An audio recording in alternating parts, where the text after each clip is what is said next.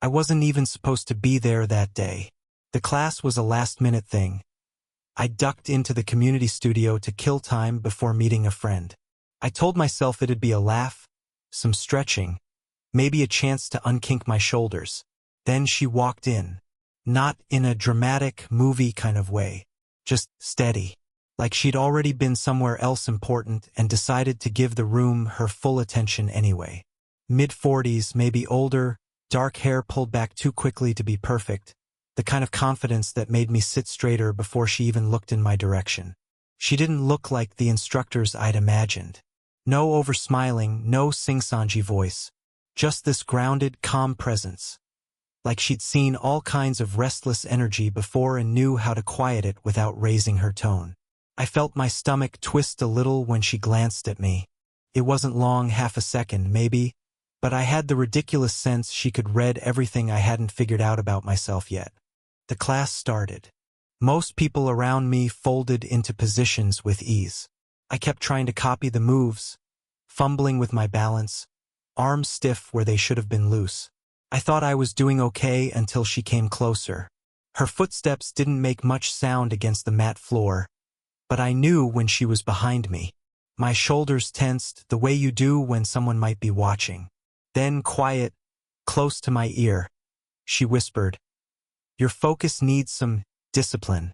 Not scolding, not even amused. More like she'd noticed something in the way I was half holding myself back. I nodded too quickly, muttered something like, "Right," though my throat felt dry.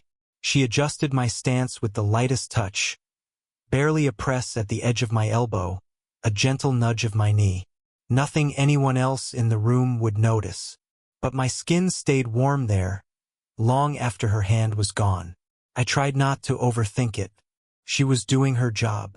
She probably did that to everyone. But every correction, every slight pause before she spoke again, felt aimed at me. Or maybe I wanted it that way.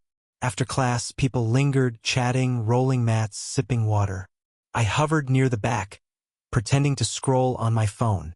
She was talking to someone else, nodding with that same collected half-smile. And then, just for a second, her eyes met mine again across the room. I should have looked away.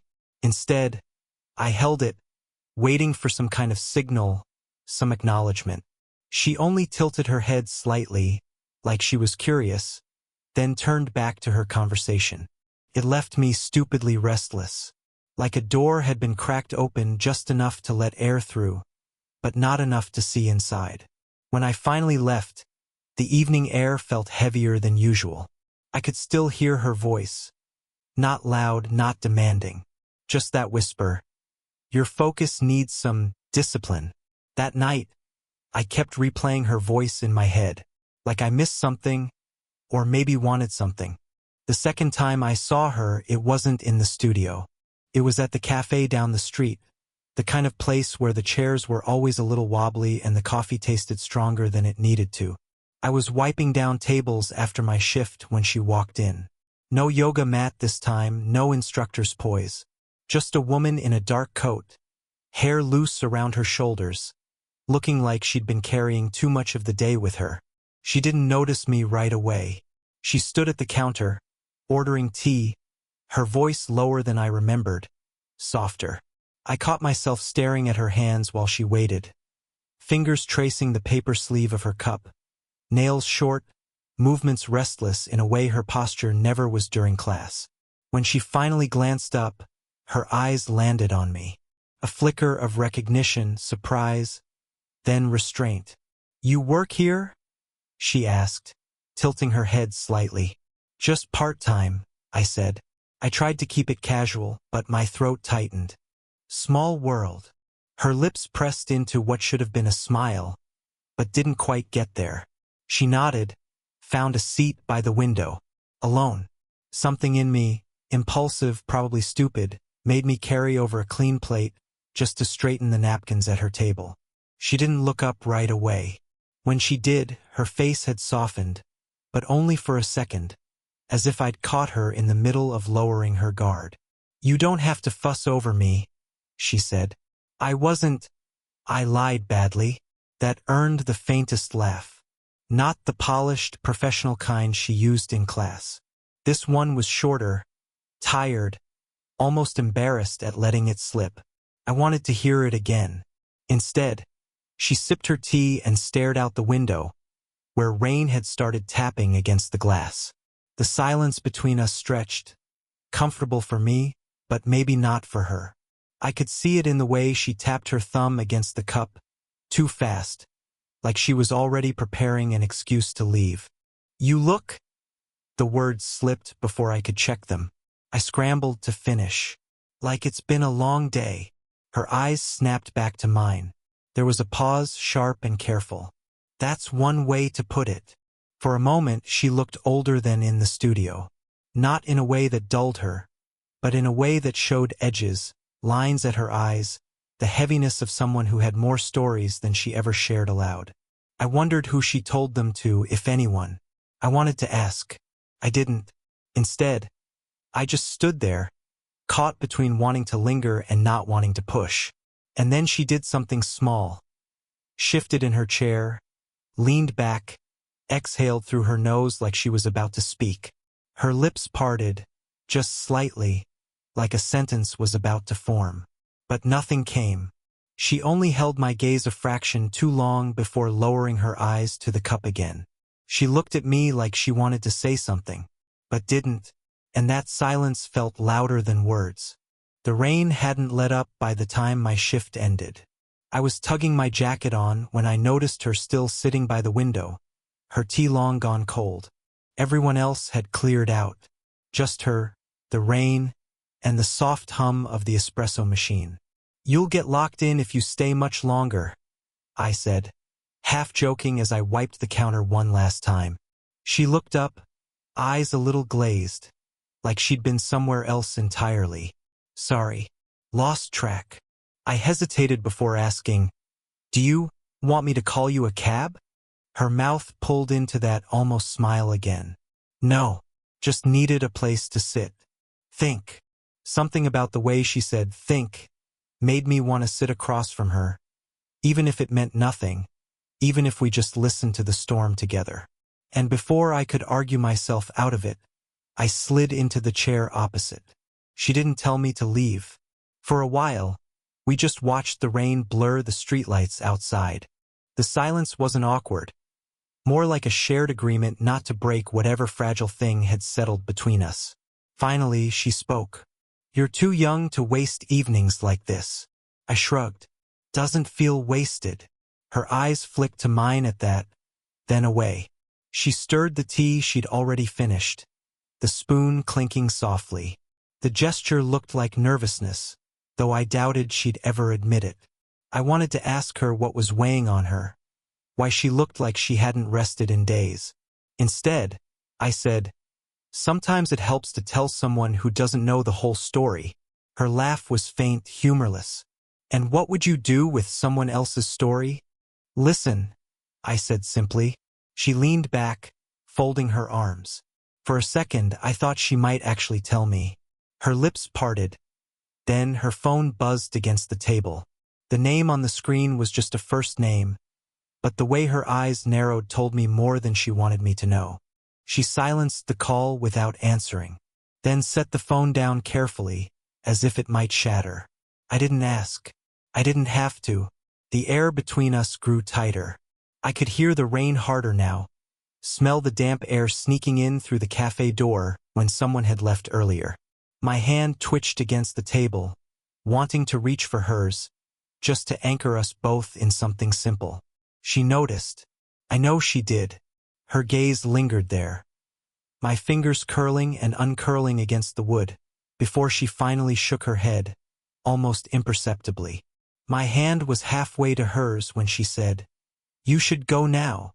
And I did. But only my body left that room. I didn't plan on seeing her again so soon, but life, or something that felt like it, had other plans. It was late, later than decent, and the studio lights were still on. I'd passed by on my way home and caught a glimpse of her through the glass. Alone, rolling up mats, her movements slower than usual, like gravity was holding her down more than it should. I hesitated at the door. I could have kept walking. Should have. Instead, I knocked lightly and pushed it open. She startled, just barely, then composed herself. We're closed. I know, I said. I just saw the light. Her sigh wasn't annoyed, more tired. She leaned against the stack of mats, crossing her arms. For the first time, she looked at me without that layer of instructor poise. Just a woman caught off guard. Why are you here? She asked. I didn't have a clean answer. I don't know. Maybe because you are. The silence that followed stretched, uncomfortable and electric. She didn't look away this time. Her eyes stayed fixed on mine, like she was searching for something she didn't want to find. Finally, she said, This, whatever it is. What are we doing? Her voice wasn't sharp. It was quiet, almost pleading. I felt my chest tighten. I don't know. She gave a short, bitter laugh. That's the problem, isn't it? I stepped closer, not enough to touch her, but enough that the air between us felt too thin. My words stumbled out before I could stop them. It doesn't feel ordinary, being around you. Her jaw clenched. She looked down, as if the floor might offer a safer conversation than I did. You shouldn't say things like that. But it's true. The mats creaked under her grip. I noticed her hands trembling, just slightly, before she shoved them into her pockets. She was unraveling, and I'd never seen her like that. I wanted to bridge the distance, to tell her I wasn't trying to make anything happen. I just needed her to know she wasn't invisible, that she mattered. But the words snagged in my throat. She shook her head slowly, almost in disbelief. You're too young to understand what this could cost. I opened my mouth, then closed it. The storm of answers I wanted to give, about how it wasn't about age, about how she looked at me like no one else had, collapsed into silence. So we just stood there, staring at each other. No movement, no touch, just the sound of the rain outside, dripping steadily into the gutter, like it might outlast us both. And in that silence, I realized neither of us could go back to pretending this was casual. She didn't say anything, just looked at me, like she was already mourning something we never even had. A week passed before I saw her again. I tried to keep my distance, told myself the silence was healthier. But the pull was there, quiet and constant, until I found myself back at the studio on a night it should have been closed. The front door was cracked. Light spilled out into the hall. Inside, she wasn't teaching. She was sitting cross-legged on the mat, phone pressed to her ear, shoulders hunched in a way I'd never seen. Vulnerable, fragile. Her voice was low, but I could hear enough. No, don't call again. Please. A pause. Because it's over. It's been over. The call ended. She stayed there, staring at nothing, phone still clutched tight in her hand. I shifted and the floor creaked. Her head snapped up. For a second, she looked ready to snap at me. But then something broke in her expression. You shouldn't be here, she said. I know. Silence hung, heavier than before. She looked away, setting the phone down carefully beside her, as if admitting it was too heavy to hold. Finally, she whispered, almost to herself, You remind me of him. The words rooted me in place. Him. She gave a humorless laugh. Someone I lost. A long time ago. You move the same. You even hesitate the same way. I didn't know what to say. My chest ached with something I couldn't name.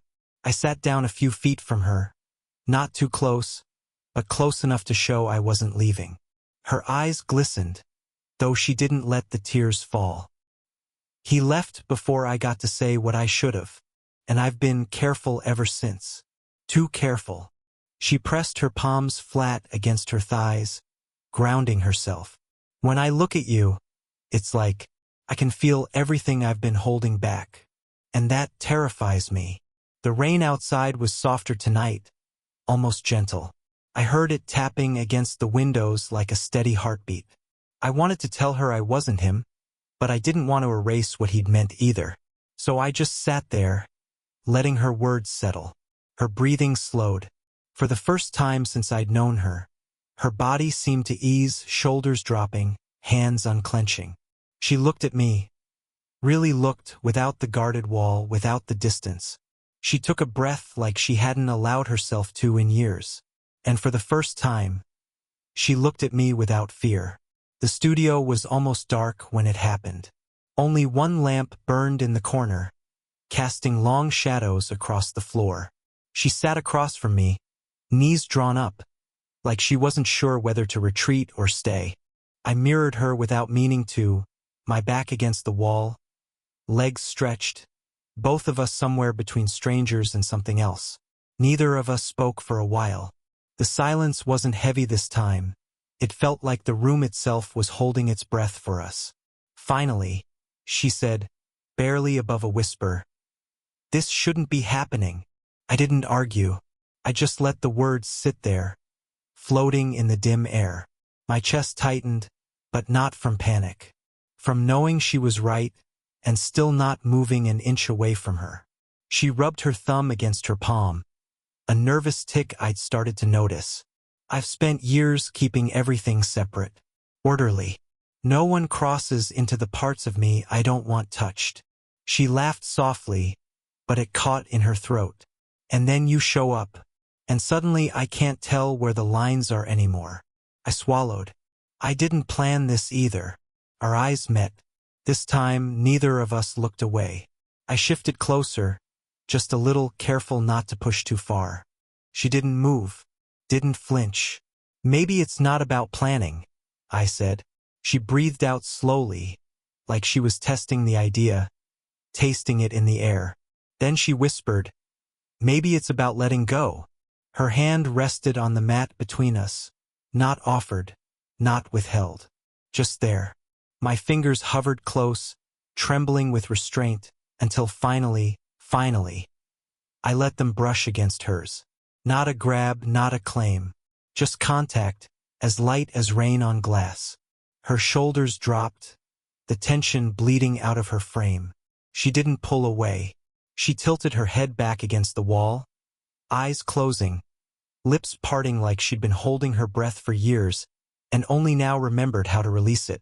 I didn't move closer. I didn't need to.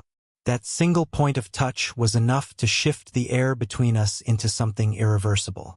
The storm outside had quieted, leaving the night softer, quieter, like the world was conspiring to give us this one unguarded moment. She opened her eyes again, gaze steady, unflinching. There was no declaration, no polished confession.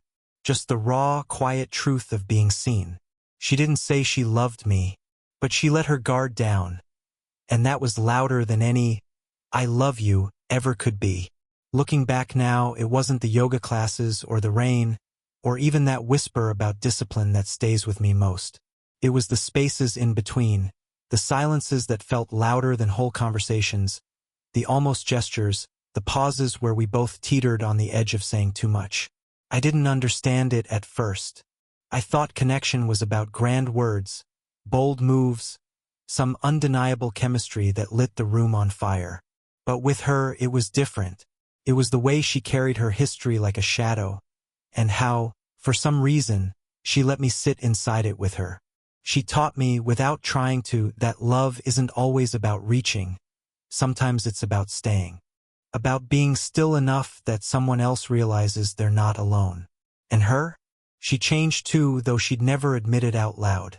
The woman who had built walls higher than anyone could climb let herself exhale. Let her hands stop trembling. Let silence turn into safety instead of fear. We never put a name to it. There was no "are we" or "what are we" talk. No dramatic lines stolen from movies. What happened was simpler, more fragile. We sat side by side in that dim studio, and for the first time she didn't hide from herself, or from me. That was enough. I think about her still, sometimes, in the quiet moments when the world slows down. About how age, rules, and timing should have made it impossible. And yet, there we were, teaching each other something we didn't know we needed. She didn't rescue me. I didn't rescue her. We just saw each other. And maybe that's rarer than anything else. So if you're listening to this, maybe you know what I mean. Maybe you felt that pull towards someone you weren't supposed to notice. Maybe you've sat in that silence, heart racing, wishing you could say more. And maybe, like me, you learned that sometimes the loudest truths are whispered. She didn't say she loved me, but she let her guard down.